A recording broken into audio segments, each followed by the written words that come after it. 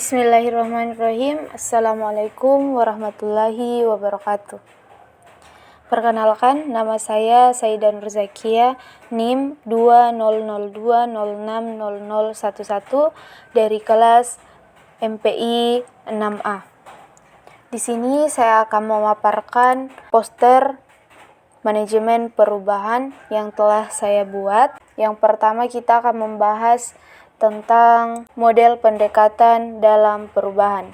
Yang pertama itu ada pendekatan behavioral, merupakan pendekatan yang melibatkan identifikasi perilaku yang diinginkan dan merancang program penguatan untuk meningkatkan perilaku tersebut, serta penghapusan atau mengurangi perilaku yang tidak diinginkan melalui penggunaan hukuman atau konsekuensi negatif lainnya. Kemudian yang kedua, ada pendekatan kognitif, adalah pendekatan dalam manajemen perubahan yang menekankan pada perubahan pola pikir individu atau kelompok dalam organisasi.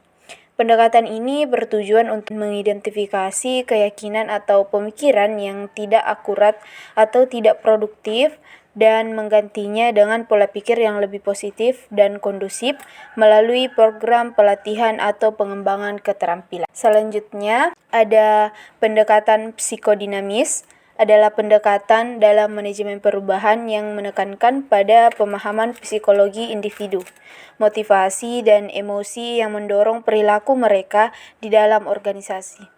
Tujuannya adalah untuk mengidentifikasi masalah psikologi individu atau kelompok yang mungkin mempengaruhi kinerja mereka dalam merancang program intervensi yang tepat melalui teknik seperti terapi bicara dan refleksi diri serta perubahan organisasi yang lebih besar. Yang terakhir ada pendekatan humanistik. Nah, pendekatan humanistik adalah tentang percaya dalam pembangunan dan pertumbuhan. Memaksimalkan potensi, penekanannya adalah pada hubungan otentik, sehat, dan organisasi yang sehat. Pendekatan psikologi humanistik untuk mengubah atau menggabungkan beberapa wawasan dari 3 pendekatan sebelumnya. Model perubahan terencana yang dikemukakan oleh Kurt Lewin, yang di sini ada 3. Yang pertama yaitu perubahan. Terdapat 3 aktivitas yang dapat membantu dalam proses penggerakan ini, yaitu meyakinkan karyawan atau peserta bahwa kondisi status yang mereka jalani saat ini tidak bermanfaat dan memotivasi mereka untuk melihat permasalahan dari sudut pandang yang baru dan berbeda. Bekerja sama bersama-sama dalam hal-hal yang baru, memiliki informasi yang relevan, serta memiliki hubungan antara yang satu dengan yang lainnya dengan saling menghormati, serta memiliki pemimpin yang mendukung perubahan tersebut. Yang kedua, ada mencairkan. Mencairkan situasi atau status quo yang ada. Status quo di sini dianggap sebagai keadaan keseimbangan yang berlaku. Proses mencairkan ini merupakan proses yang diperlukan untuk mengatasi tekanan secara individual dalam kelompok serta dilakukan melalui 3 metode. Yang pertama dengan meningkatkan faktor-faktor penggerak yang bisa menjauhkan individu atau kelompok dari situasi status quo yang berlaku saat ini. Kemudian yang terakhir ada kembali refreshing. Tahapan ini merupakan proses integrasi dari nilai-nilai yang baru untuk berlaku pada komunitas yang ada. Tujuan utama dari tahap ini adalah untuk stabilisasi keseimbangan yang baru yang dihasilkan dari perubahan dengan menyeimbangkan antara faktor-faktor penggerak dan penghambat perubahan. Salah satu tindakan yang dapat digunakan untuk mengimplementasikan langkah ketiga dari Kurt Lewin ini adalah memperkuat pola baru dan menetapkan pola-pola tersebut dalam bentuk mekanisme secara informal, termasuk di dalamnya meliputi kebijakan dan prosedur. Kita masuk pada pembahasan selanjutnya, yaitu implementasi pengembangan organisasi, di mana seperti di layar dilihat yang pertama yaitu membuat sistem project management. Nah, bisnis yang tertarik untuk meningkatkan cara pengelolaan proyek oleh karyawan mungkin akan menggunakan pengembangan organisasi untuk pemetaan secara terencana dalam membuat atau menemukan sistem project management. Selanjutnya ada mengembangkan pelatihan layanan customer. Layanan pelanggan yang buruk dapat menghasilkan penjualan yang buruk dan reputasi yang tidak menguntungkan bagi perusahaan. Dengan mengembangkan program pelatihan layanan pelanggan baru, maka keterampilan atau nilai-nilai yang terkait dalam pelayanan pelanggan dapat menjadi lebih baik. Selanjutnya ada meningkatkan hubungan masyarakat. Organisasi tidak selalu diterima dengan tangan terbuka di komunitas tempat mereka beroperasi.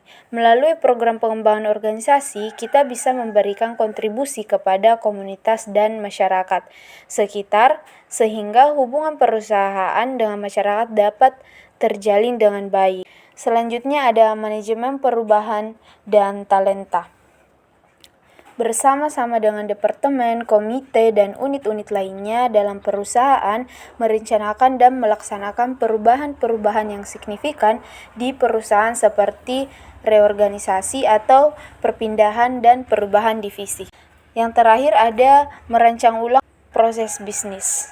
Pengembangan organisasi dapat dijadikan tools dalam menganalisis metode kerja saat ini untuk menentukan perlu tidaknya dirancang metode kerja baru yang lebih baik. Nah, untuk pembahasan selanjutnya ada teknik pengembangan organisasi. Ada 7 di sini teman-teman. Yang pertama ada latihan kepekaan. Bentuk pelatihan atau workshop yang bertujuan untuk meningkatkan kesadaran dan kemampuan individu dalam memahami dirinya sendiri dan orang lain, serta meningkatkan kemampuan berkomunikasi dan berinteraksi secara efektif dengan orang lain. Kemudian ada pembentukan tim. Proses ini untuk memperbaiki dan mengembangkan kinerja sebuah tim melalui serangkaian kegiatan atau workshop yang dapat didesain untuk membangun hubungan yang baik antar anggota tim, meningkatkan kepercayaan dan kerjasama, serta memperkuat motivasi dan komitmen untuk mencapai tujuan bersama. Yang ketiga ada survei umpan balik. Metode ini untuk mengumpulkan informasi tentang bagaimana cara orang lain melihat kita atau kinerja kita, dengan tujuan untuk meningkatkan kinerja atau hubungan kita dengan orang lain. Selanjutnya ada transaksional analisis. Nah, teori ini adalah teori psikologi yang berfokus pada cara berinteraksi dan berkomunikasi antar individu, di mana keadaan ini mendasar pada setiap individu, yaitu orang tua, anak, dan dewasa, dan mempelajari cara-cara mengenali dan mengubah pola interaksi dan komunikasi yang tidak efektif. Kemudian ada konsultasi proses. Nah, metode ini adalah metode konsultasi yang bertujuan untuk membantu individu atau organisasi dalam mengidentifikasi dan mengatasi masalah dalam proses atau sistem yang sedang berjalan. Kemudian yang terakhir ada third path matchmaking. Nah, proses ini adalah proses meditasi atau negosiasi yang melibatkan pihak ketiga yang netral untuk membantu dua belah pihak yang saling bertikai dalam mencapai kesepakatan yang damai. Oke, selanjutnya kita masuk pada pembahasan selanjutnya, tahapan-tahapan dalam pengembangan organisasi. Yang pertama ada proses mendiagnosis. Nah, pada saat proses ini kita mengumpulkan dan mengatur data terkait untuk menganalisis situasi yang mendasari dan menentukan langkah apa yang harus diambil. Kemudian yang kedua ada mengintervensi dan mengambil tindakan. Mengubah diagnosis menjadi rencana tindakan dengan langkah-langkah yang terperinci dan langkah-langkah intervensi untuk menerapkan perubahan yang perlu dilakukan. Intervensi adalah tindakan atau peristiwa terencana yang dengan sengaja mengganggu cara bicara dalam melakukan sesuatu untuk mempromosikan perubahan yang positif. Kemudian ada evaluasi dan feedback. Nah, pada proses ini membutuhkan pemantauan yang cermat. Ketika rencana telah dijalankan, saatnya untuk beralih ke fase evaluasi dan umpan balik berikutnya. Pada saat ini perlu untuk menganalisis apakah intervensi telah memberikan hasil yang diinginkan. Apakah perubahan yang diperlukan terjadi, evaluasi tindakan atau intervensi mana yang perlu disesuaikan atau harus dilanjutkan. Kemudian selanjutnya ada pemutusan atau jalan keluar. Perubahan yang ada telah terjadi dimasukkan ke dalam operasi yang normal. Ketika mencapai puncak dari proses, maka diakhiri dengan rencana standar efisiensi dan memastikan transformasi berkelanjutan. Metode pemantauan berkelanjutan akan membantu memastikan bahwa perubahan yang ditetapkan telah utuh. Selanjutnya ada tahap memasuki dan membuat kontrak. Nah, ini sebenarnya adalah tahap awal ya teman-teman. Nah, di mana tahap awal ini pengembangan organisasi adalah mengenali masalah yang perlu diperbaiki. Setelah mengidentifikasi masalah, pertemuan dimulai dengan pemimpin atau manajer yang akan diajak bekerja sama untuk menjalin hubungan kolaborasi. Pembahasan selanjutnya itu ada analisis SWOT pengembangan organisasi. Yang pertama ada kekuatan. Ini merupakan faktor internal di mana dalam proses ini kita memanfaatkan secara maksimal kekuatan yang ada dan peluang yang. Kemudian ada kelemahan. Meminimalkan kelemahan untuk memanfaatkan peluang yang ada secara maksimal. Strategi yang digunakan adalah investment, divestment, komprehensif, dan stabilitas.